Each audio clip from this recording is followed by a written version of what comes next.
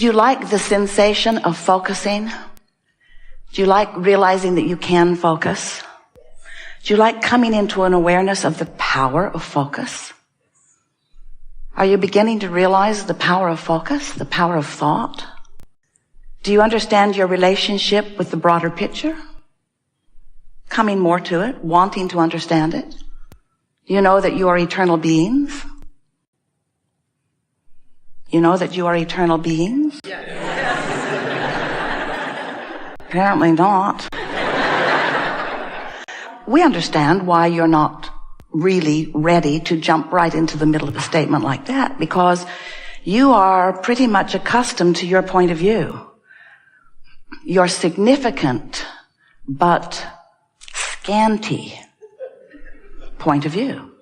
It's significant in that it really matters. In other words, what you are up to matters, not just to you, but to all that is. But in the larger scheme of things, it's scanty in that you're focused here right now. For the most part, when you are having a moment in time, what's going on in the environment around you is, to a large extent, the reason for your focus.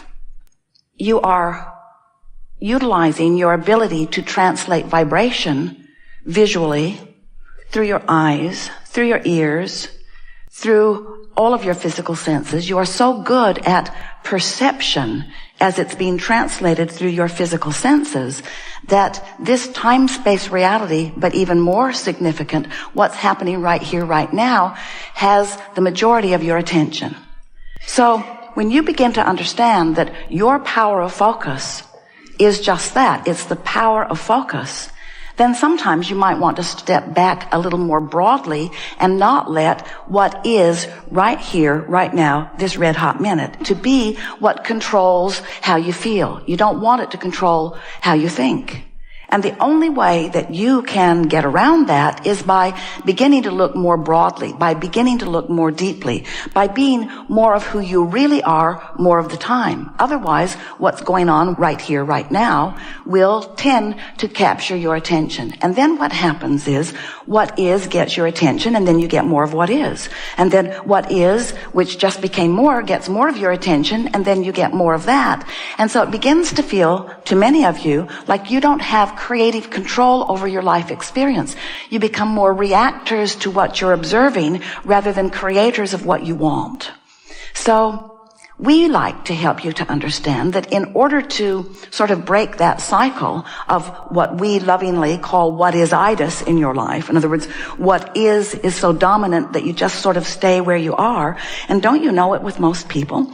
Aren't they sort of living the same theme in their life? Different faces sometimes, different places sometimes, but basically the same sort of patterns are going on around them because they are such keen observers of what's going on around them.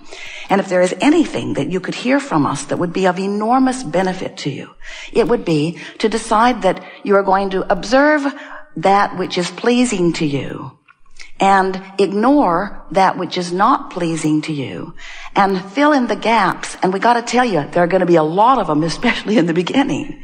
Fill in the gaps with your own thoughts, and they must be general, because you can't go from specifically observing unwanted things to specifically observing wanted things.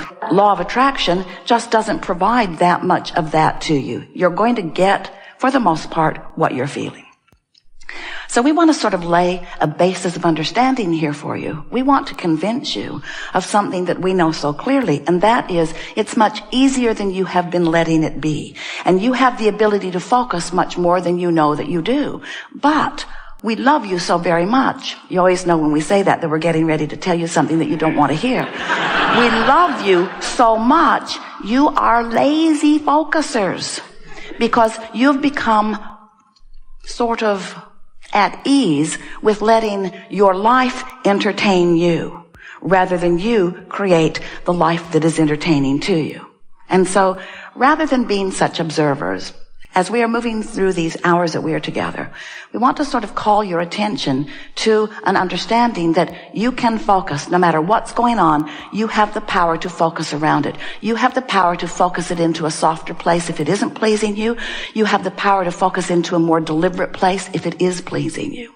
And the general theme that we'll be talking about, and it'll be easy for you to hear it because we are very persistent in our delivery of it, because it is the most important thing that you could hear from us, is that if you are in your moment, for whatever reason, whether you're focused past, present, or future, upon something that is not pleasing to you, get as general about it as you can get. Be as not specific as you can be. Back away from it, back away from it, back away from it as much as you can until you find ease in your more general thought. But if you are in any moment in time thinking about something that is pleasing to you, whether it is a thought from the past or something that you are observing in the present or something that you are anticipating or wanting in the future, and this thought that you are focused upon feels good to you, then become as specific as you can about it. Because in the specifics of anything, there is faster moving energy and therefore more power. If you get specific about something unwanted, two things happen. Not only does that unwanted thing move more rapidly toward you and fill in more of the details of your life, but there is the potential. It happens every time. We shouldn't call it potential. We should call it, there is the factual, for sure, reality that is ensuing. It's like a freight train moving down a very fast track. And it goes like this. When you get specific about unwanted things, you're going to feel really, really bad. Because the larger part of you is only specific about things that you want. The larger part of you is very specific, knows clearly who you are. And we want you to understand why. Do you get it that you are more than you see in this focus that is here? Do you understand that you come from a broader perspective that still exists? You're not dead or alive, physical or non-physical. You are always life, flowing. And as you are here in this physical body, there's the part of you that was before you got here. Yes, it was before you got here, but it is while you are here. It is the larger part of you that still exists simultaneously while you are here. And you are constantly feeling the feedback, the vibrational and therefore emotional feedback between that vantage point and the vantage point that you are holding in any moment. So let's say you're focused upon something that you are feeling appreciation about. And you stay in that soft, good-feeling energy, and you allow yourself to focus with even more appreciation about this thing. As you tune yourself through your physical environment, through the power of your mind, into more specifics of this wanted thing, you literally, vibrationally allow a merging of the broader perspective of you who is already there and always in that pure positive vibrational wavelength. And when you tune into that, you come into your true power. That's when you feel frisky and full and fun. That's when you feel passion and sureness and clarity.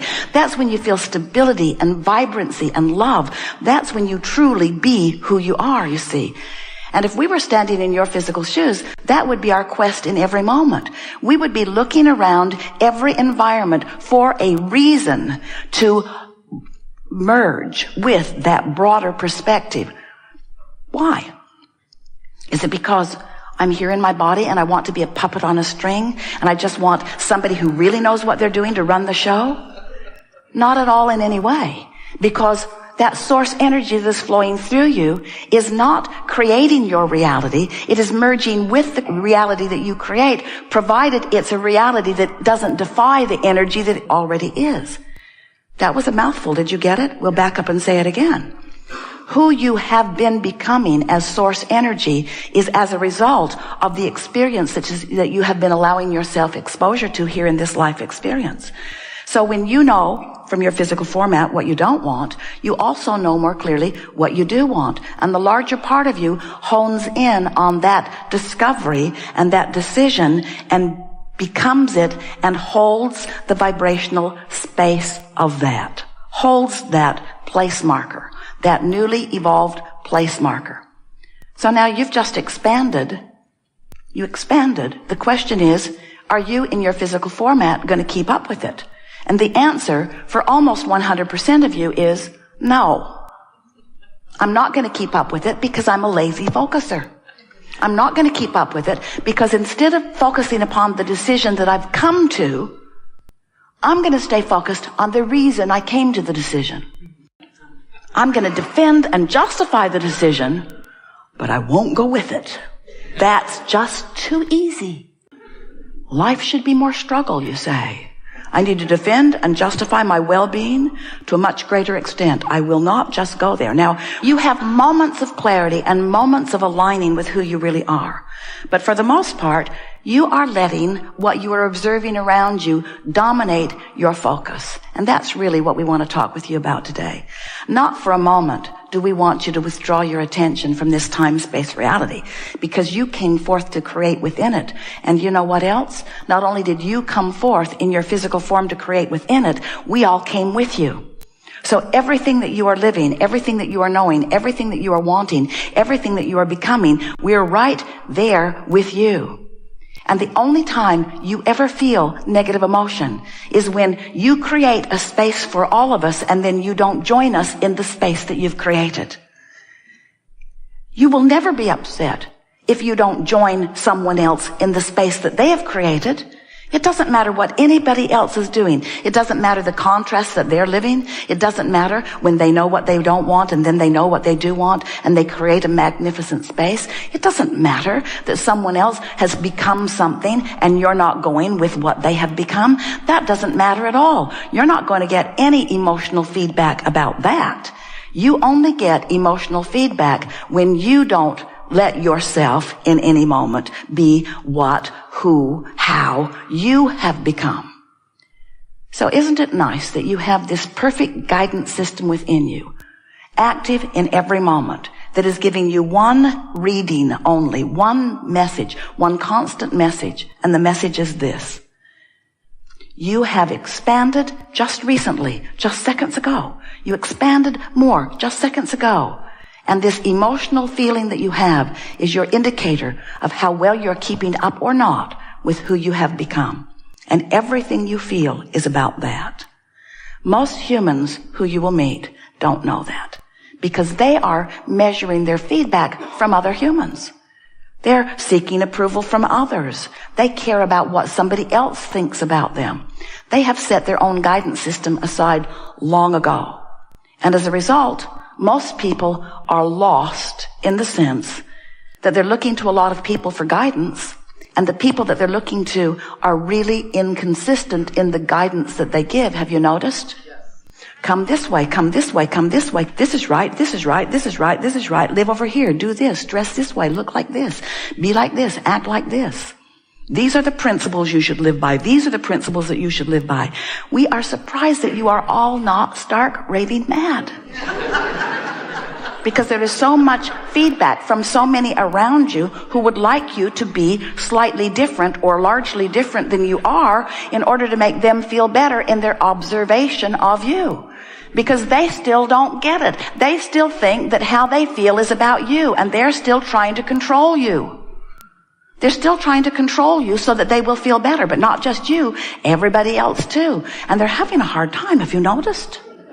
It's really a lot of responsibility to need to control circumstances and events and other people in order to feel better. It's a lot of responsibility, and they'll never, ever figure it out or even come close to it, and you won't either.